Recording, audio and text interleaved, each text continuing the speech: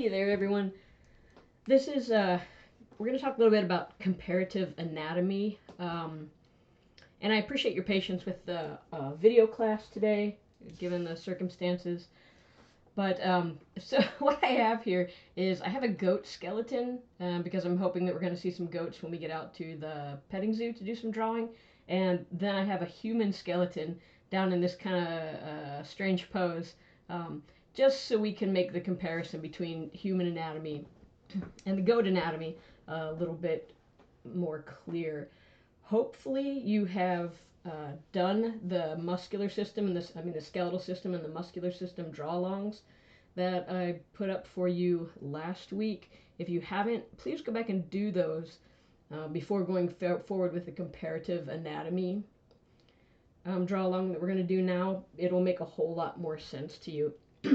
So just to save everyone some time, I've uploaded this Photoshop document for you. So you should have this, you'll have this drawing right here that you can draw over, or you can print it off and draw on top of it, however you want. But I'm going to take all the muscles out of this thing after I draw them, so you guys will get to draw your own. So make sure you do that. And I think it'll be really interesting as you see that just like with the human, as you start adding muscles, the form just develops on its own. It's really, really pretty neat.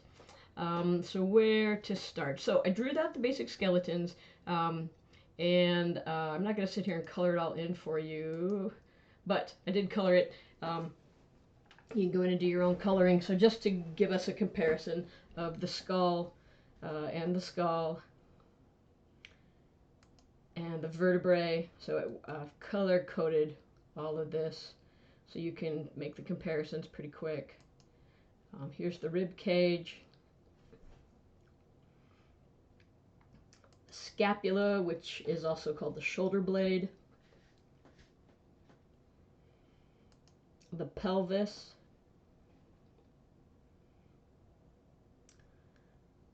the long bones, which are the femur and the humerus on both humans and animals. Often just called the long bone. Oh, and I threw the kneecap in there on both of them. And then the fibula, tibia, radius, and ulna. The fibula and tibia, if you remember the terrible tibula and the fragile fibula, the bones on the human leg, and the radius and ulna, the bones on the human forearm. In some animals, and especially this goat we're looking at, that the fibula is fused to the tibia, so it presents as a single bone, which I thought was kind of interesting. The carpal bones, again, which are kind of your wrist and your ankle bones.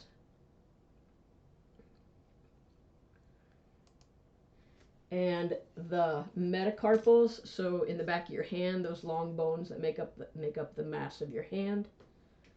And it's just, I find it really interesting in how it kind of translates into where it is on the animal. And the phalanges, which are the finger bones. So that is just kind of a quick skeletal overview, but take a few minutes and write in the names and color in the bones yourself. I think it will go kind of a long way just to helping you understand what you're looking at.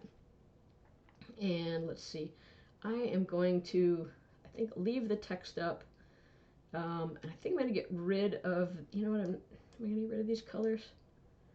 Let me see. Maybe I'll just put these colors back quite a bit. I want to be able to draw over these and not have them be distracting to us. That's not quite where I wanted to go with that. Let's see. There's our skeleton. We'll leave some color on those, just to see how that goes. And let's see, we want that layer on. And we're going to do the muscles. We're going to do the muscle overlay on top of this.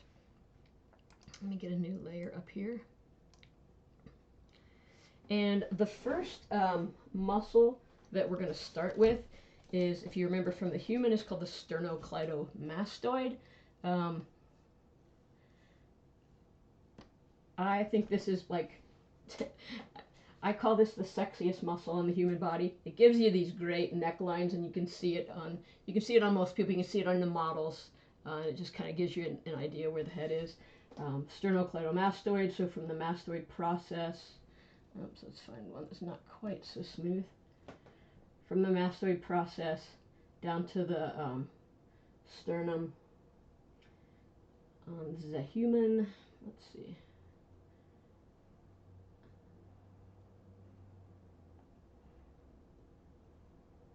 And then on the animal, it's going to be really similar. It's going to come from like the mastoid process area up here.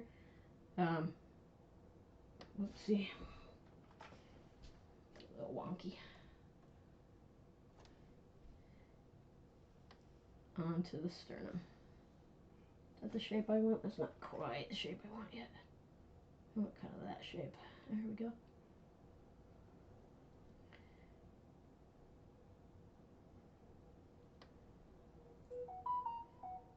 Excuse me, didn't turn my phone off, obviously. Where'd my swatches go? It's black. Let's come back with the gray. And we'll fill that muscle in. It's kind of not a great job, but can always erase, right? We'll do the next one different. I don't like the way that looks.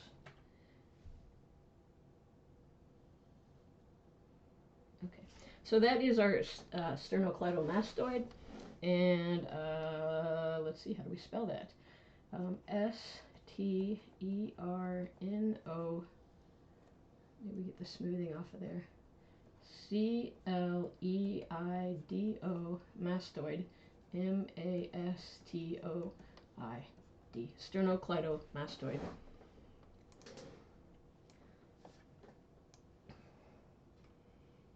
And you know, let's do that. Let's do this. I'm just going to type it. C-L-E-I-D-O.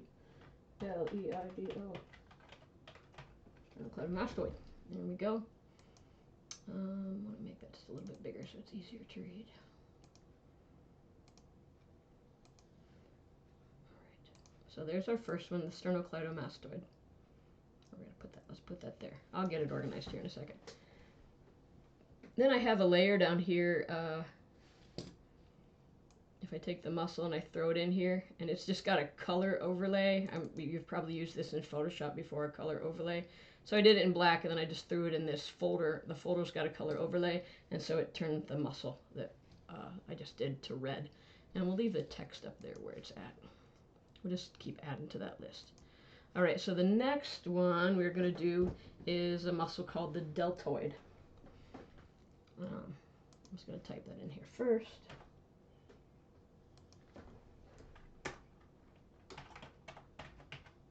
This is deltoid. Excuse me. And the deltoid on a person, if you remember, it kind of covers part of the shoulder blade and catches onto the clavicle, and it also attaches here to the humerus. So here is our deltoid on a person. Color that in with the gray. And then on the animal, the deltoid is going to be, it's a much smaller muscle than it is on humans, and I've never studied veterinary medicine. I'm just going to say by the size of it that it just does not have the same kind of effect that a deltoid on a human has. Alright, so that's our deltoid muscle. Clean that up a tiny bit.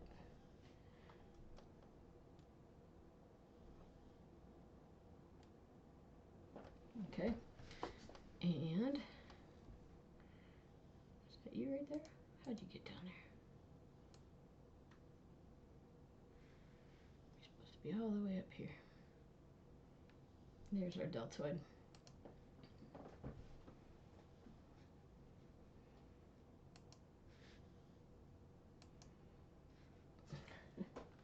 I'm having a night. Sorry, it's a little late here, I guess.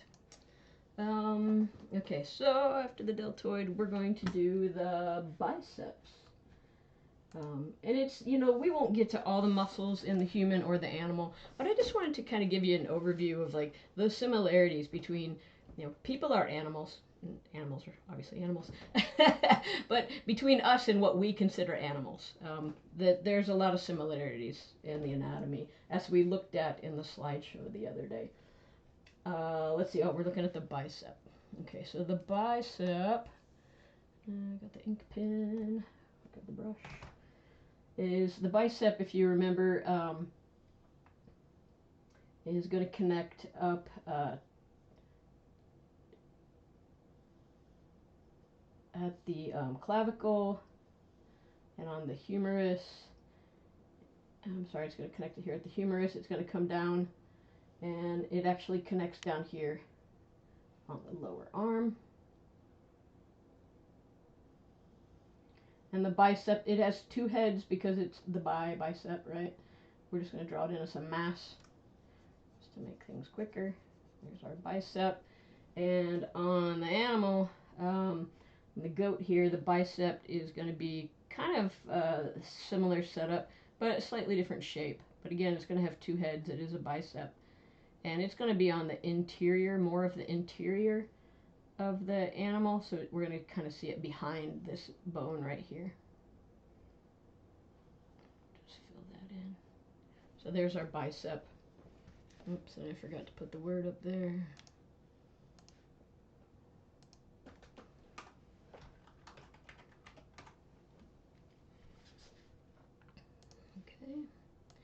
And we'll throw that one down in our layer. Oh, we're starting to build something. I'm looking at my list down here. And then the next one we're going to do is the tricep, which is going to be obviously on the back of the arm. No, don't delete it, add it. Wrong button. Brush. Get some background music on to work with, shouldn't I? That'd be too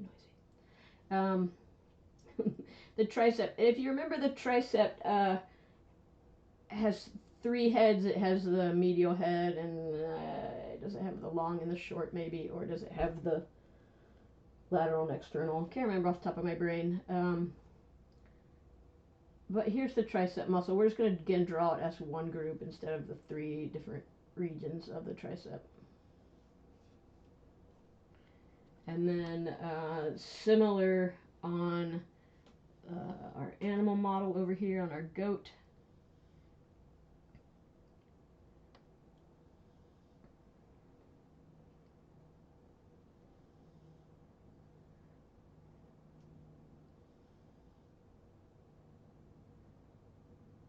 And this is actually going to be underneath the deltoid. The deltoid, we'll put it there in a second. The deltoid would be on top of that. Fill that back in.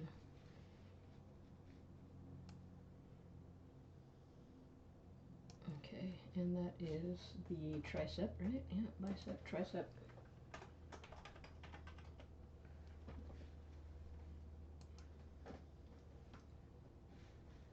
This is the first time I've ever done this lecture like this. I wanted to show you guys a better presentation of the comparative anatomy this year. And so it's a new presentation, and they're always a little tricky when I first do them. It just always takes me a while to get a little experience under my belt and get warmed up. But you know, by the fourth or fifth time you do it, you get pretty good at it, I think.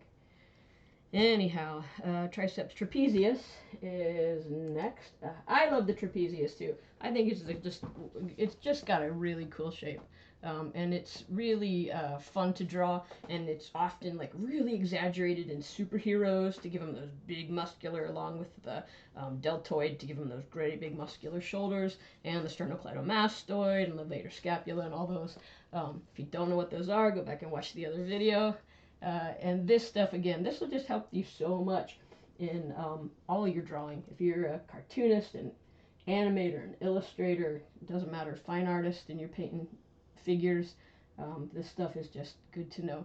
The trapezius, we'll do on the human first. Your trapezius If you remember, it starts kind of here at the base of the skull, and it connects in multiple spots. It comes down and connects along the spine, and it also comes out here and connects onto the shoulder blade. From this view, it doesn't look huge, but if you go back and look at the other video, you'll see the size of it. And on the animal, they have a similar muscle. They have a few muscles that make up this area that we don't have. And I'm going to say that's probably just due to their posture, where we stand upright and our spine holds a lot of the weight of our head. Their musculature has to control a lot of the weight of the head, I would imagine. So here's going to be the trapezius, and then they have a few other muscles under there that do the same as well. But so here's a trapezius on this dude.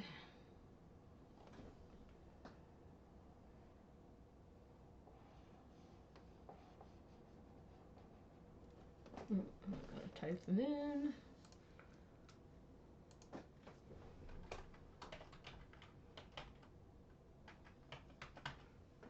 Trapezius. And we'll put that guy down here in our red layer. And then we're going to look at, the external abdominal obliques.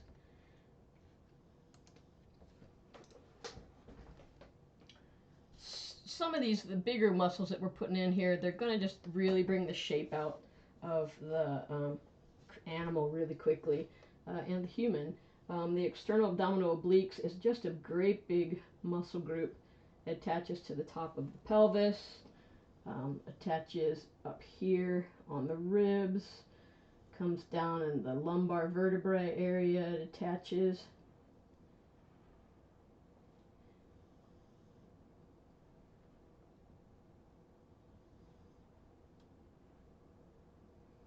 And it's got a big area of connective tissue right in here. Oops, I must be down in the, who am I drawing this on?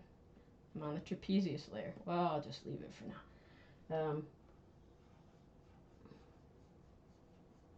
So I'll leave that kind of white. That's where the connective tissue would be. And then here on the goat, same idea, lower back. It's gonna appear on the ribs, and you can kind of connect those together.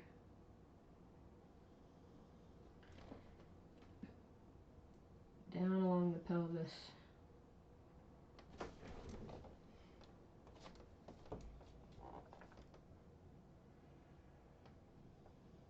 And you start to see the mass of that animal body filling in. If you know the muscles, if you know the skeleton and you know the muscles, it just is going to make your drawing that much cooler, that much easier, and that much more accurate looking. God, as an artist, you have to. I didn't learn this stuff when I was in art school. I took a ton of drawing classes. I think I told some of you we did 4 years of figure drawing. We did oil painting of the figure for a couple years. But one thing we didn't really do was study anatomy. So, you know, that's kind of a bummer. If you haven't had a chance outside of this class to study anatomy, I think you should definitely do it. Even if you do it on your own, that's totally cool. Let me find, there's a book that I like for reference for comparative anatomy. Let me find it and I'll pull it up here on screen. Give me just half a sec. You know. Okay, here it is. Anatomy Drawing School. See, that's even the wrong one. Anatomy Drawing School. That's a good one too, though.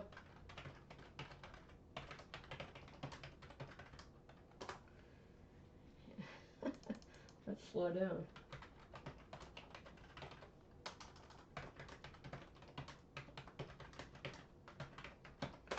Human and Animal. Anatomy Drawing School, Human and Animal. There it is. Golly, why was that so hard? This is a really good book. I'll try to remember to bring it to class to show you. I don't know why it's showing up as so much. I would look for it at a used bookstore, not on Amazon. Let me pause for 1 second here. Well, my search was a little futile. Apparently, it looks like it must be out of print. Everywhere I'm finding even used for like $170 or more. There's this one, Anatomy Drawing School, Human Animal Comparative Anatomy, not as good. This one, again, not as good. This is just the really good one. I think I have a PDF of this around somewhere. I will see if I can dig it up. If you find this at a used bookstore somewhere, grab it. And then, you know, learn from it and then sell it. Yeah, that's too bad. Okay, anyhow, it's a really good book. I'm going to get off of that subject here for a second and get back to what we're supposed to be doing. Okay, so next up, what did we just do? Trapezius, yes. External abdominal obliques, we just did that. Sorry, I was behind. I didn't type that up here, that's why. Let me add that to our list so we have the spelling.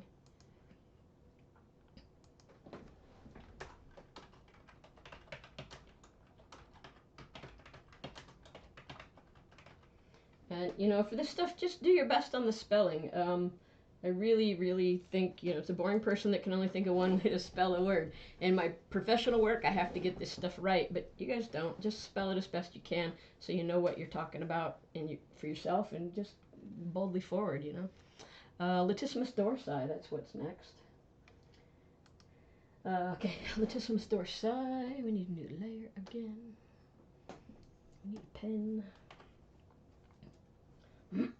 And latissimus dorsi is, I'm sure I got these in the right, if my layer's right. This is another really big muscle of the back, latissimus dorsi. It's going to kind of comes over the external obliques, and it meets up here with the trapezius area. And it's going to come down here to the humerus.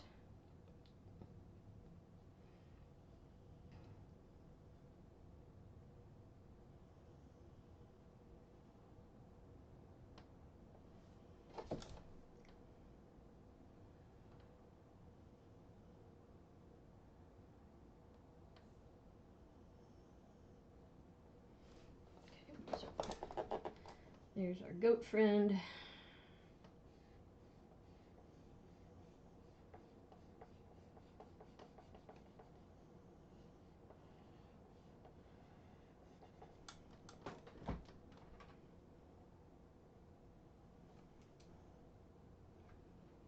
And then here's our human friend. Same idea.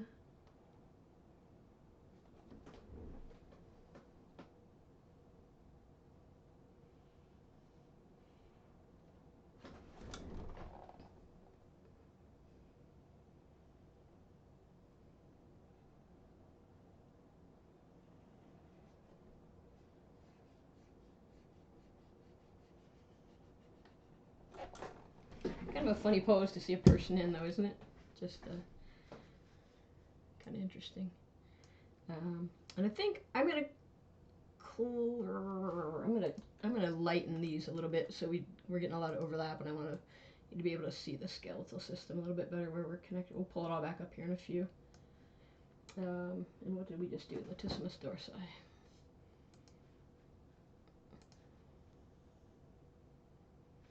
I got it written here. Let me copy it. Just make it quicker. Latissi. I think that's spelled wrong. Imus. Dorsi. Limus. Limus. There it is. Latissimus dorsi. Better than getting it wrong the first time. And we just did that. Okay, and then the next one we are going for, where are we at? Platysma. Platysma is really interesting muscle. It's considered a muscle of facial expression. If you go back and kind of remember that from the skeletal thing in the muscular system we did last week.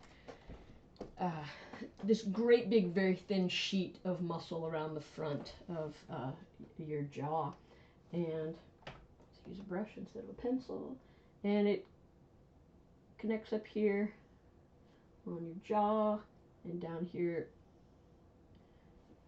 let me think where it connects to. Clavicle, sternum area.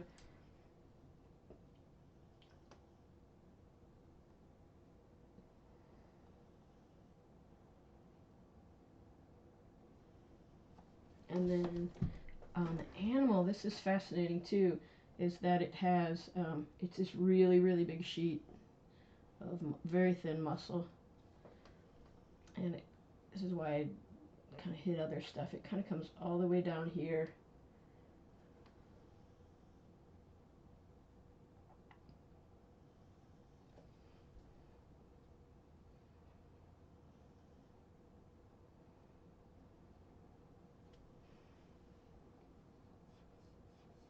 And there's a lot of other muscles under there, but there's also, a lot of blood vessels and nerves and things going on in there too.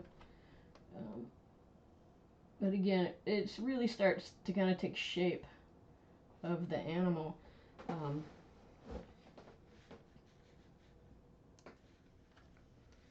Okay, that was the platysma, right? Okay.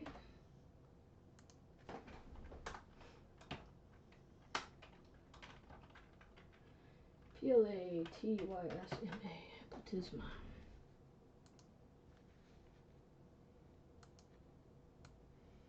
Okay, this is kind of long, turn it off, take a break, come back. Don't just abandon it. This is good stuff for all artists to know.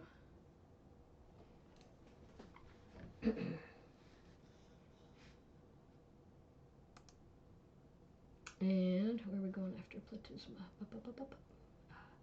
Gastrocnemius. Oh, gastrocnemius. Calf muscle.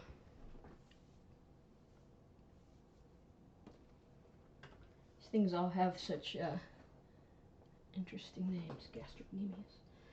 On human, okay, we're going to be connecting up here in this region of the knee, and we're going to come down to the calcaneus, that great big bone down here on the foot. There's a big calf muscle. If you ride bikes a lot, or if you know someone that rides bikes a lot, they might have these major calcaneus muscles.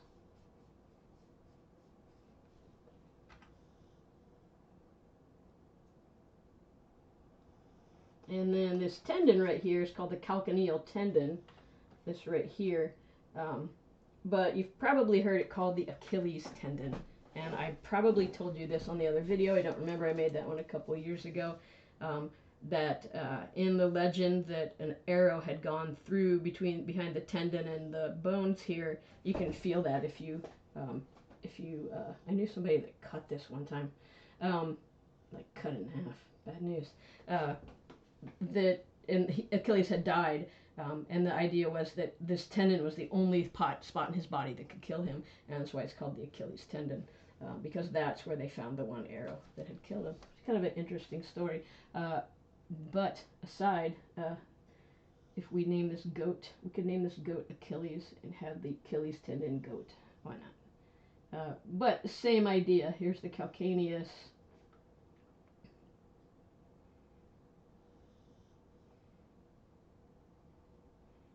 Oh, our little goat friend.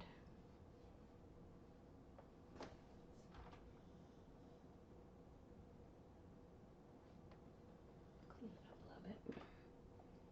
I am the most uptight artist on the planet. I know, deal with me. It's okay, you'll be alright. And let's see, gotta write that one down. I'm also apparently the most forgetful. What did I just say we were drawing? Calcaneus. Just looking for, I'm gonna cheat again. Gastrocnemius, sorry. Gastrocnemius, not calcaneus. There we go. Gastrocnemius. I love that word, I don't know why. It's just a thing, I guess. And gracilis. We're going to get the gracilis in here next. And so I find this interesting, like the muscle, like the gracilis, of it is a less major muscle in a human. And a lot of these muscles work in combination with multiple muscles in that area. We're just drawing a few of them. But I just find the size difference between the gracilis and the human, which is going to attach here, and it's going to come down here and get the tibia.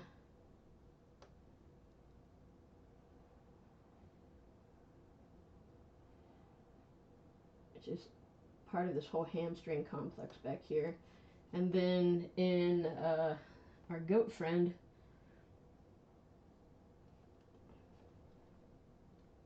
it has these just awesome connections. It has this long tendon, and it connects in about the same spots. It's just really wildly shaped.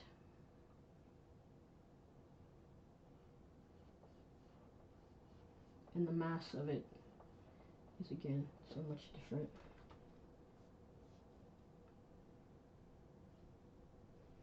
But, you know, again, they use their bodies very different ways than we do.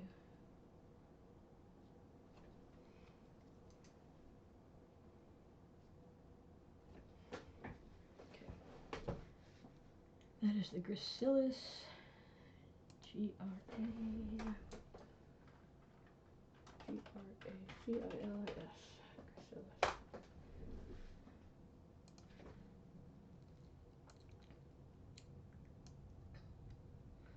Whoops, that's not what I wanted down there. I wanted this guy down there. There you go. Gracilis. And then we are going to have the biceps femoris. And don't be fooled by the biceps femoris. There's the biceps, and then there's the biceps femoris. Biceps femoris femur. This is a two-headed muscle that's on the lower part of the body. So let me get these guys. How many do I have? There we go, these three.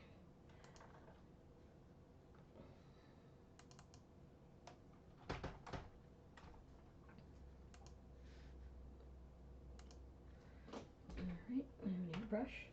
And sure I'm on the right one, biceps femoris. Another muscle back here that's part of the hamstring group. You have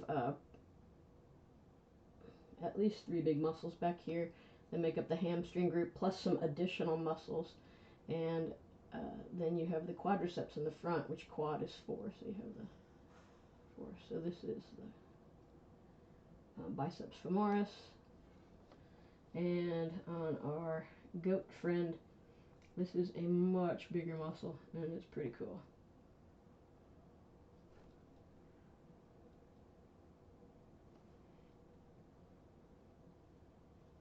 It just does so much more.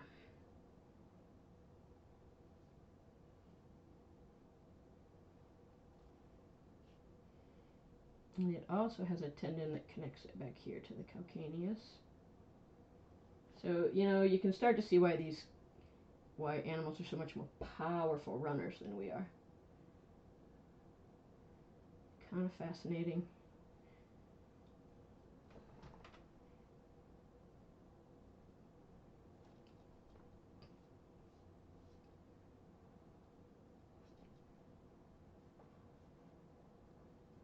I was going to say you should probably study human anatomy first, but, you know, when I think about that statement, you know, why? You could study them both at the same time. I would definitely study them together, though. It's just me. Where are we at? Bicep femoris.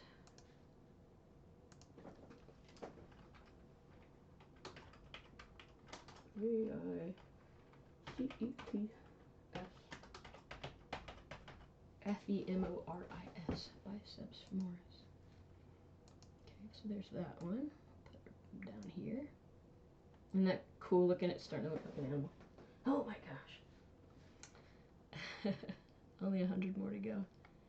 No, we're all the way up here. Tensor fascia latae. I only love this muscle because I love the name of it. And I thought at first it was so hard to learn. But I have this little phrase. If you can remember this little phrase, that fascists get tense if they don't get their latte. I'm gonna write it out so you can see what I mean. It's let's see, fascia, tensor, sorry, T-E-N-S-O-R.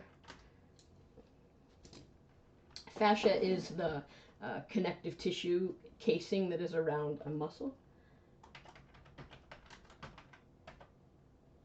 And I don't remember the Latin for latte. But any fascists get tense if they don't get their latte. Tensor fascia latte. It's nothing. It's a hard muscle to learn, just because of the spelling and the whole. We're just remembering some of the Latin, and it gets to be a real pain in the butt sometimes. But you can do it. If I did it, you guys can do it. Oh my gosh, trust me on this. You can do it. It just takes a lot of hard studying. I've mentioned, I'm going to draw this muscle in while I talk. I've mentioned before that I'm dyslexic, and anatomy class was super challenging. Medical terminology, one of the best classes you could ever take, super hard though. And I got through that class, every word I wrote in a column of 10, and I wrote 10 columns, so every word got written 100 times, and it was just simply through just rote rehearsal that these things are learned. And sometimes, depending on what's going on in your world, you might have to work harder, and because life is life, and I won't say life's not fair in that regard, because a lot of poor people are not dyslexic. I feel bad for them, because I definitely count it among one of the many gifts in my life. Though it does have its challenges from time to time. It sometimes makes road signs very amusing to read. Billboards can be really funny sometimes. But it definitely gives me a fun way to look at the world. But again, like I said, if I can do this and get through the anatomy and be a medical illustrator, you guys can do it. Trust me.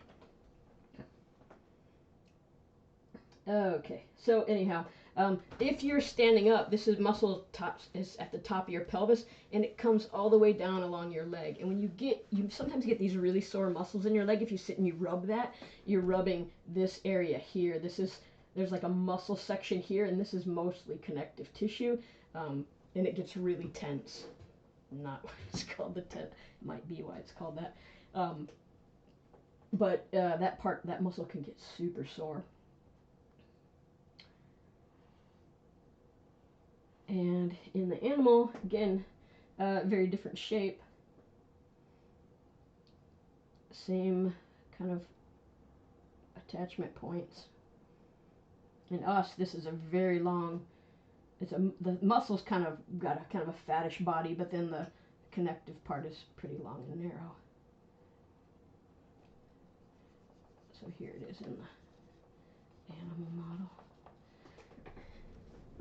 What we're going to call this guy, I don't even remember now. I made up a name for him a little bit ago. I forgot already.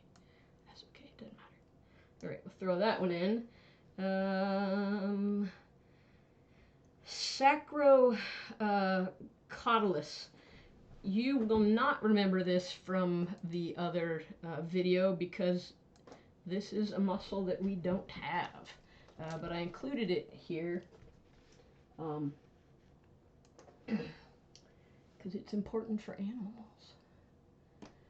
And it is going to attach to the sacrum, and this muscle runs down the length of their tail, which is how they can wag their tails, which is kind of fun in my book. I think that's amusing.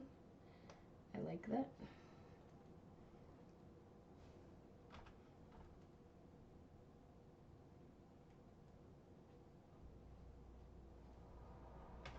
Get the idea.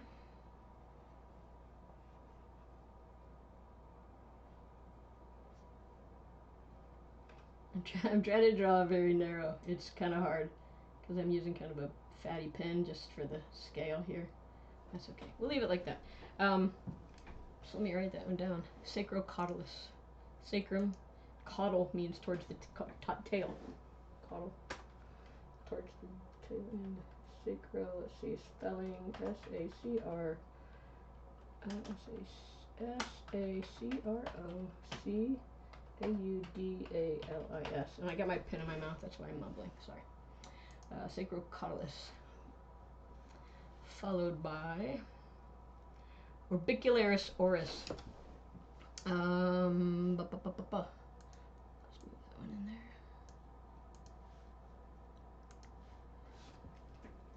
The Orbicularis oris, again, hopefully you remember this one. Nothing super wild or anything about it. Orbicular, meaning the eye, oris,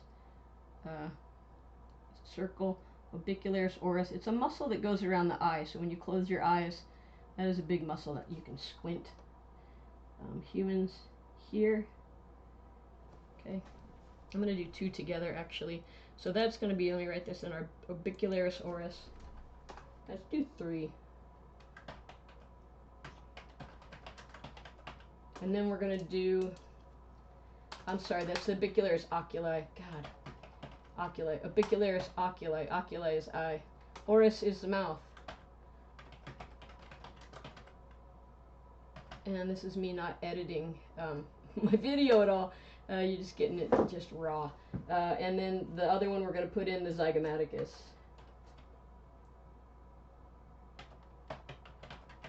These are all muscles of facial expression. Whoops, you didn't want to do that. Get out of there. Alright, so Orbicularis oculi. Let's correct my previous mistake. Orbicularis oris.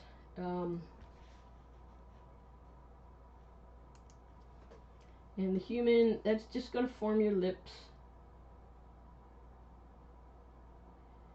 It's going to go around the mouth. In an animal, it's going to be much more substantial. It's also just going to be bigger.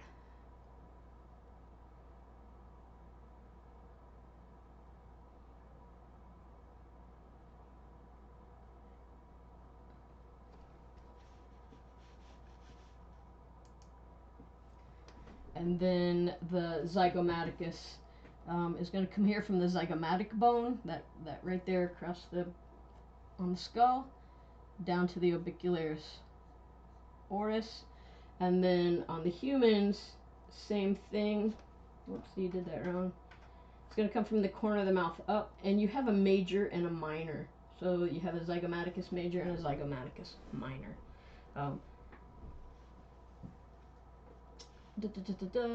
We just got through a bunch. On the oculi, we got through all of them. Okay, so I'm going to go ahead and throw this one down in here, and let's turn these all back up to 100%.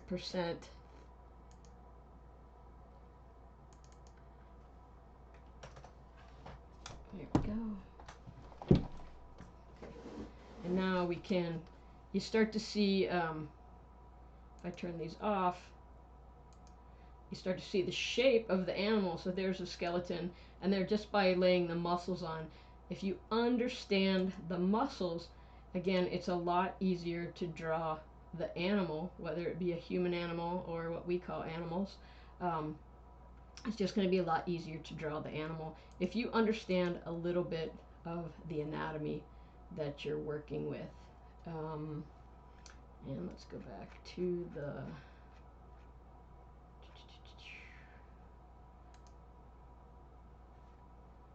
where's my skeleton? Where you at? Oh, there he is. I bet that's it. Nope. Oh, that's the one from, that's the other guy. Here's our other one that we did. Okay, all color-coded. Didn't take time to color-code. If you color-code these, it'd be a lot easier to understand as you're going through it. But again, there's a lot of muscles, and then there's the tensors and the flexors on the forearm, and you're going to have the same here with like several small muscles. I just didn't want to go through all the hassle of going through the entire muscular system again tonight with you guys. Where did my...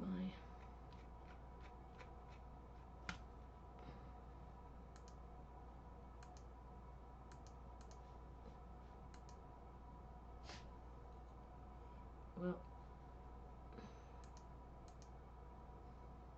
that must be the one I'm looking for.